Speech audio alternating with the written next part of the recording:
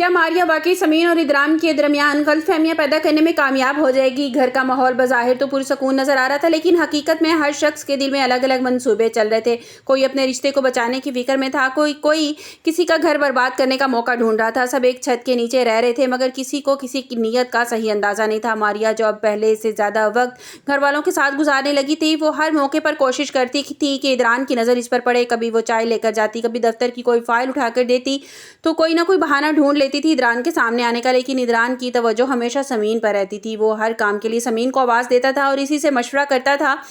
ये बात मारिया को अंदर ही अंदर परेशान करने लगी थी। शाइला ने भी ये महसूस किया था कि एक दिन मारिया को अपने कमरे में बुलाया और उसने उसे समझाया कि जल्दबाजी से कुछ नहीं होगा। अगर तुम हर वक्त इदरान के पीछे घूमती रहोगी ना, तो उल्टा सबको शक हो जाएगा। पहले घर वालों का इत्मीनान जीतो, फिर आहिस्ता आहिस्ता इस मकसद में कामयाब तुम हो जाओगी। मारिया ने सर हिला दिया और उसके दिल में बेचैनी बढ़ती जा रही थी। इसे लगने लगा था कि शायद शाइला उसे सिर्फ अपने मकसद के लिए इस्तेमाल कर रही है। इसी दौरान कमाल घर आया। उसने देखा कि मारिया मामूल से ज़्यादा खामोश और परेशान बैठी है। इसने वजह पूछी तो मारिया ने साफ साफ कहा कि हाँ भाई, मुझे लगता है हम दोनों दूसरों के फ़ायदे के लिए इस्तेमाल हो रहे हैं। आखिर में हमें कुछ ना मिला तो क्या होगा। कमाल ने फ़ौरन दरवाजे की तरफ देखा ताकि इसकी बात कोई सुन तो नहीं रहा। फिर वो आहिस्ता से बोला, इस वक्त ऐसी बातें मत करो। अगर शाइला को ज़रा सा भी शक हो गया, उसे भीनक लग गई ना, तो हमें वो एक लम्हा भी नहीं लगाएगी, इस घर से निकाल देगी। इसलिए सब्र से काम लो। मारिया ने नाराज़गी से जवाब दिया, लेकिन हर बात हमेशा छुपी नहीं रहती। अगर ये सच जब सबके सामने आ जाएगा तो हालात हमारे खिलाफ हो जाएंगे। और मैं अच्छी तरह जानती हूँ कि उष्णा की बात ज़्यादा देर तक छुपी नहीं रहने वाली और हमें ही नुकसान होगा। कमाल ने बात बदलने की कोशिश की, लेकिन वो खुद समझ रहा था कि हालात पहले से ज़्यादा ख़राब होते जा रहे हैं। उधर शाम के वक्त इदरान जब ऑफिस से घर वापस आता है तो इसने समीन से कहा कि आज बहुत दिन हो गए हैं, बहुत दिल कर रहा है कि कुछ वक्त हम दोनों एक दूसरे के साथ गुजारें। चलो कहीं बाहर चलते हैं। समीन मुस्कुराकर बोली, ठीक है, हम कहीं बाहर चले जाते हैं। दोनों घर से निकलते हैं, हर पुरसुकून जगह पर खाना खाते हैं, काफ़ी देर तक बातें करते हैं। काफ़ी अर्सा के बाद समीन के चेहरे पर सुकून और मुस्कुराहट आई थी। उसे महसूस हो रहा था कि इदरान अब उससे पहले से ज़्यादा उसका ख्याल रखने लगा है। खाने के बाद समीन ने आहिस्ता से कहा कि एक वक्त था जब मुझे लगता था कि मेरी ज़िंदगी में सिर्फ परेशानियां ही परेशानियां रह गई हैं, लेकिन अब लगता है कि शायद अल्लाह ने मेरे हक़ में बहुत अच्छा लिखा है। इदरान ने मुस्कुराकर जवाब दिया, जब तक हम दोनों एक दूसरे के साथ हैं, आप भरोसा रखें कि आपको किसी भी मुश्किल में मैं अकेला नहीं पड़ने दूंगा। मैं हमेशा आपके साथ हूँ और हमेशा आपका साथ दूंगा। समीन ने खामोशी से इसकी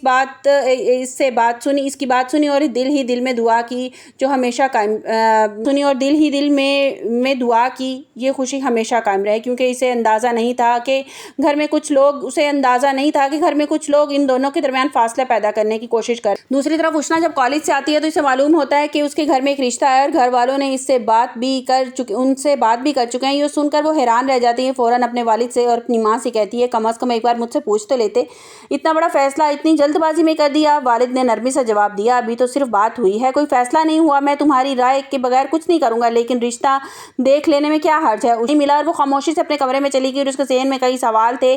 जबकि दूसरी तरफ मारिया और कमाल अपनी जगह अपनी चाल चलने में कामयाब होते हुए नजर आ रहे हैं। उन्हें लग रहा है कि अगर समीन और इदरान के दरमियान इत्मीनान कमज़ोर हो गया तो उनका रास्ता आसान हो। सिर्फ बातों से नहीं टूटते, इनके लिए मजबूत सबूत भी होने चाहिए। अब जो है, जिस तरह से उष्णा कॉलेज से आती है, यूनिवर्सिटी से आती है, तो वो जिस तरह से अपने बाप शुजात से और अपनी माँ से बात करती है ना, तो बहुत ज़्यादा शुजात साहब को वो परेशान हो जाते हैं कि उष्णा का क्या तरीका है, वो किस लहजे में बात कर रही है कि आपको मेरी ज़िंदगी का इतना बड़ा फैसला आप लोग दोनों ने अकेले कर लिया और मुझसे पूछा तक नहीं। जिस पर शुजात साहब सफाई देने की कोशिश करते हैं और बताते हैं कि बेटा अभी तो सिर्फ बात पक्की हुई है। जिस पर उष्णा जो है वो गुस्से में वहाँ से चली जाती है। उष्णा को मेरे ख्याल में गुस्सा अब इस बात का है कि जो है वो लड़का देखना चाहती है इदरान के लेवल का, और जो लड़का है वो इदरान के ऑफिस में काम करता है। तो वो जब ये देखती है कि ये तो इदरान से नीचे है और मुझे उस तरह की इज्जत, उस तरह का वो मुकाम, वो दौलत नहीं मिलेगी जिस तरह समीन को मिल रही है, तो वो ज़रूर इस बात का गुस्सा है। क्योंकि वो एक अमीर लड़के से शादी करना चाहती है, इसीलिए तो उसने कमाल से अपना रिलेशनशिप बढ़ाया था कि लड़का अमीर है तो मेरी शादी इससे हो जाएगी। लेकिन वो ये नहीं जानती थी कि वो शाइला का शौहर है और उसको धोखा देगा। आप लोगों को क्या लगता है कि क्या उष्णा ने अपने माँ बाप के साथ ये करके बदतमीज़ी करके बुरा किया और क्या उसको माफ़ी मांगनी चाहिए? आपको मेरी वीडियो कैसी लगी कमेंट्स बॉक्स में अपनी कीमती राय का इज़हार ज़रूर कीजिएगा। मिलते हैं एक नई वीडियो के साथ। अपना बहुत सा ख्याल रखिएगा।